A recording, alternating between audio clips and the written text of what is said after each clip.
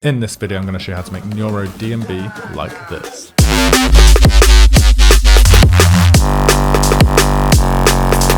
So the two basses we're going to look at today are this one and this one. And if you want access to the rest of these basses and this entire project template, as well as lots of Serum 2 presets and samples, then this is all available in the Neuro DnB sample pack. Link down below to grab that. And if you just want to follow along for free, make sure you download the free project template, link down below, and then you'll have this full setup. So you see all this color coding here, all this color coding on the mixer. You'll have all this accessible, and then you can get stuck in and follow along more easily. But first, let's look at the drums. So we're in 174 BPM, and I'm just going to recreate the first bar because then it's just repeated after that. First of all, we want to use Neuro Kick 2. And we're going to pop this here, and then if we go to step mode, we're going to put it halfway across, third beat to there. Now let's get Neuro Snare 12, and we're going to pop this every other beat. Now we want to grab Neuro Perk Loop 8, and this is going to go here. You can see I've just taken these two snares from the loop to add some groove, and then we want to add some more groove with some hi-hats. So we're going to add Neuro Hat 3 every single beat. But then we wanted a bit more groove, so we've added Neuro Hat 12. Which has got a bigger tail on it. And then if we put this every beat as well, we should get something that sounds like this. And then this can just get duplicated 8 to 16 times to create an 8 to 16 bar loop. But on the first beat of every like 4 bars or so, I've also got this extra crash, Neuro Crash 1. And then if we zoom out here, you can see 8 bars of drums here. And we just got this little variation at the end, which you can copy if you want. So now let's look at these two basses, and these two basses are on the heavier side of Neuro DnB. So this is the melody that they're playing. So it's a G sharp for the first bass, and then the second bass is G sharp, and then down to G. The first is like a wobble stab. Let's recreate this. So we're going to start with some sine waves, analog BD sine, -2. Turn the level off, and then we're going to come here as well, do the same, and this one's going to be +4. We can turn the rand off as well.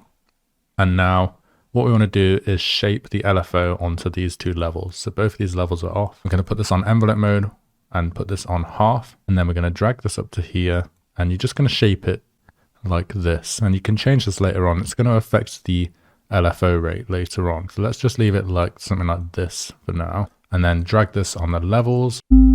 Let's turn this noise on, and we're going to put this on Aircan 4 and just turn the level down and apply this LFO to it as well, just on a small amount, like 10, 11%. And then we're going to come to the filter, and we're going to turn this misc on, and we're going to go flange and go to the very bottom, one from the bottom. You can just see that on my screen, and it's this one, FPHS12HL6. That's some crazy code, but we're going to turn A and B on, turn the cutoff down to 21, and then apply LFO 1 onto it on 53%. Going to turn this drive up to 25%, and then we're going to turn this all the way up like this. We get something that looks like this. And now we've created this noise that sounds a bit weird at the moment. Now we want to shape the transient more to make it more heavy. So we're going to go like this, envelope, drag this down so it's quite sharp like this. And then we're going to apply this to the matrix tab. Come LFO here, put this at like 30%, and then come here and go global main tuning.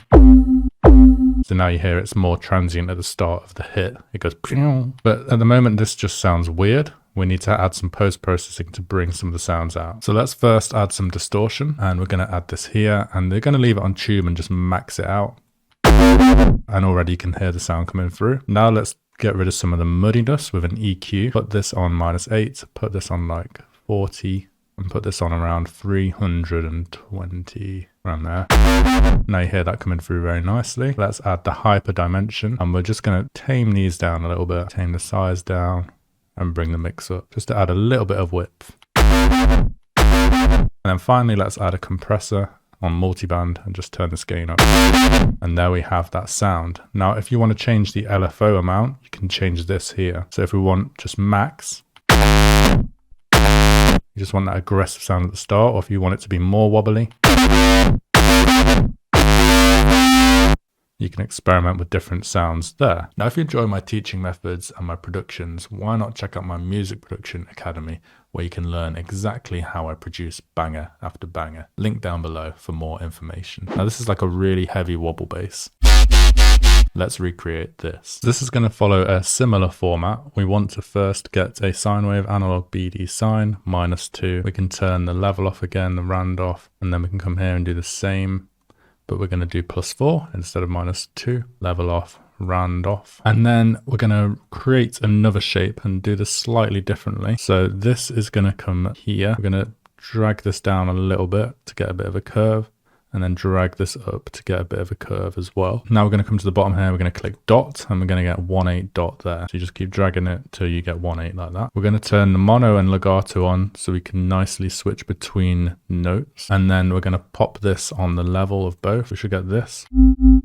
Now we're going to come to the filter, and we're going to go to these flanges again. And this time we're going to pick the 48L6 plus. Put this through A and B. Change the cutoff to like 1200-ish. Drag LFO1 on at 75%. Then we're going to turn the drive up to 76 and turn this all the way. Now what we need to do is come to the effects tab and add some more to it to make the sound beefy. So first we're going to get this compressor, put this on multiband and turn the gain up a little bit. Now we need to come here and fiddle with these a little bit to bring some of the sounds out. So we'll put this up on here to add some more thickness. We're going to turn the lows up, turn the highs up as well. You can see it start to come out a bit more now. Then we're going to turn these lows up here to like 130-ish.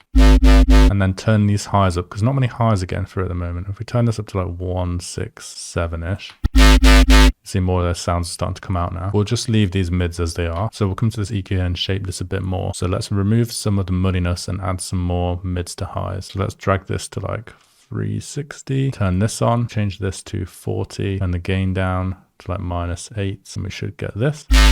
Now let's do something similar on this side, but the other way around. So let's go to like 6,000 to 7,000-ish, like here, and then do 35, and then turn the gain up like 10 or so, like that. But then I'm going to come here and add this convolver. This is something I've been using a lot more recently, and it just adds some really nice tones to the sound. So let's go for electric cab 2, and the gain up a bit more. And now we've got this crazy bass that sounds awesome. Now you might want to add a sub below these basses if you're putting them into a full tune. It just depends on the tune. And if you enjoyed this video, why not watch this video here where I make another Neuro DnB drop, and it sounds really filthy, just like this one.